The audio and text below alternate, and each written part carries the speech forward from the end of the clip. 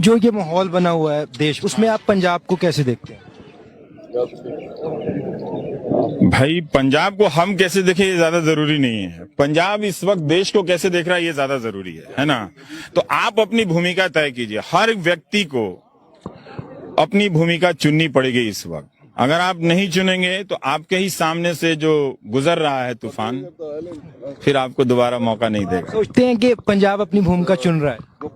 नहीं, मुझे नहीं लगता कि अभी उस तरह से चुन रहा है। हाँ हाँ, मतलब आप ये सवाल तो उन उद्योगपतियों से पूछिए जो जहाज किराए पर देते हैं चुनाव के समय, कि ज्वाइन करूं या नहीं करूं। आप अपनी बैलगाड़ी पर ही घूमते जाऊंगा और वो हवाई जहाज पे घुमाते रह जाएंगे। विजिट को कैसे वैल्यू करते हैं? अरे सर, हम कोई सामान्य आदमी है, पत्रकार है, हमारा कोई दौरा वौरा नहीं है। मतलब बढ़िया बढ़िया चीजें देखने को मिली हैं मुझे, और क्या है। सर, आपकी तरफ से हमेशा से ये कहा जाता रहा है कि जो मीडिया है उसके ऊपर हमेशा लगाम लगाने की जो कोशिश है, लगाम वो खत्म हो गया है, वो एंटी डेमोक्रेटिक हो गया है, वो एंटी देश के जो लोकतांत्रिक संस्कृति है उसके खिलाफ काम कर रहा है। ये मैं लोगों को बता रहा हूँ। उसमें असहमति की आवाज, विपक्ष की आवाज को कमजोर किया जाता है और सरकार से सवाल नहीं किया जाता है। तो सर, आप हमेशा कहते हैं कि जो बीजेपी है वो आपको आगे आने नहीं देती। मुझे आगे आने नहीं देती है। मैं आगे जाऊं या पीछे जाऊं, मैं उस पर निर्भर नहीं हूँ। वो लोग नहीं आते हैं मेरे प्रोग्राम में, मत आए। मीडिया को किस स्तर पे देखते हैं? मैं तो मजा लेता हूँ, मैं मत आइए आप जी। हाँ सर, कौन ज़्यादा जिम्मेदार है? क्या जीडीपी हम सब? नहीं, जिम्मेदार की बात नहीं है। पॉलिटिशियन मतलब एक मीडिया भी रोल नहीं कर रही है, कुछ लोग पब्लिक पे भी बहस नहीं करना चाहते और कुछ पॉलिटिशियन बहस नहीं करना चाहते कि जीडीपी इन सब पे। तो आप कुछ पॉलिटिशियन जो सरकार में है वो जिम्मेदार होता है कि और कौन होता है? फिर हम और आप थोड़ी जिम्मेदार होते हैं। हमारी आपकी जिम्मेदारी है कि हम इस चीजों पे आंख कान खोल के नजर रखें, है ना। और हम कितना भी जिम्मेदार हो जाएं, कोई भी ऐसी बात हो, आप में 100 कमी होगी, मेरे में भी कमी होगी, तो इन कमियों को लेकर क्या मकसद है कि हम और आप लड़े? अगर कोई ये खेल खेल रहा है तो आपको भी ये समझना चाहिए और हमको भी समझना चाहिए। तो फिर आप सिर्फ इतनी सी जिम्मेदारी निभा लीजिए, फिर शांति आ जाएगी। भारत के मीडिया और जो भाषा और जिस तरह से भाषा का इस्तेमाल हुआ है ना, वो ठीक नहीं है जी। सिर्फ भारतीय मीडिया को जी हाँ, भारतीय मीडिया को आप कहाँ देख रहे हैं? बोल चुका हूँ, भारतीय मीडिया है ही नहीं इस देश में, तो मैं क्या देखूंगा? भारतीय हैं, उन्हीं को मैं देख रहा हूँ कि उन्हीं से कोई उम्मीद है जी। आखिरी सवाल लूंगी कि पंजाब की सीएम ने ये बात बोली है कि सीएबी जो बिल है वो यहाँ पे लागू नहीं किया जाएगा। वो तो राज्य का, वो तो क्या, नागरिकता का मामला तो केंद्र का मामला होता है कि, है ना। तो वो लागू नहीं किया जाएगा वो बात नहीं है। वो तो सेंटर के लोग हैं, वो पासपोर्ट ऑफिस और ये सब करेंगे, वो सारा नागरिकता देने का जिसको देना है दें आप, है ना, जैसे आप पहले दे रहे थे।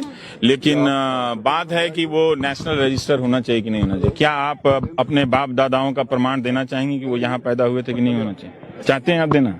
बिल्कुल। आप घर में जाके आपको ये इंसल्ट नहीं लगता है कि आपसे कोई डॉक्यूमेंट मांगे कि आप हिंदुस्तानी हैं या नहीं है? कोई भी हो तो उस लाइन में तो सब खड़े रहेंगे। तो फिर आप डिसाइड कीजिए कि आप कौन सा दस्तावेज लेकर आएंगे दिखाने के लिए कि आप इस हिंदुस्तानी हैं या नहीं है। और कोई पूछने वाला कौन होता है?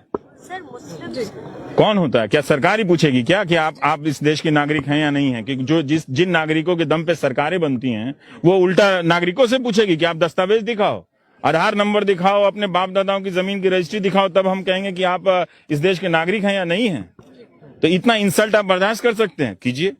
आप सीख हाँ, तो ये साफ है ना कि वो खुद ही वहां उदाहरण दे रही थी कि देश, दुनिया के अलग अलग देशों से लोग आए तो हमने बसाया। अभी तक वो खुद कह रहे हैं कि इस कानून के तहत, जो भी नागरिकता का कानून हम नागरिकता देते रहे हैं, तो जब हमने सबको नागरिकता दी है तो हम उसी कानून से सबको नागरिकता क्यों नहीं दे सकते? ये लिखा क्यों गया? ये लिखा इसलिए गया कि हम बैठकर बहस करें और इस तरह के तर्क चलाए जा रहे हैं कि नहीं, हमको किसी का अधिकार नहीं लिया गया। आपने किसी का अधिकार लिया नहीं, किसी का नाम नहीं लेकर उसका अधिकार छीन लिया, है ना। तो बहुत सारा जो डेमोक्रेसी में ना, एहसास का एक बॉन्ड होता है, ट्रस्ट का एक बॉन्ड होता है, और कुछ नहीं होता। अगर हम यहाँ पे 4 लोगों का नाम लें और कहें कि भारत में 4 राज्य हैं सबसे अच्छे हैं, और आपके राज्य का नाम ना लें, तो आपको ये बात चुभ जाएगी।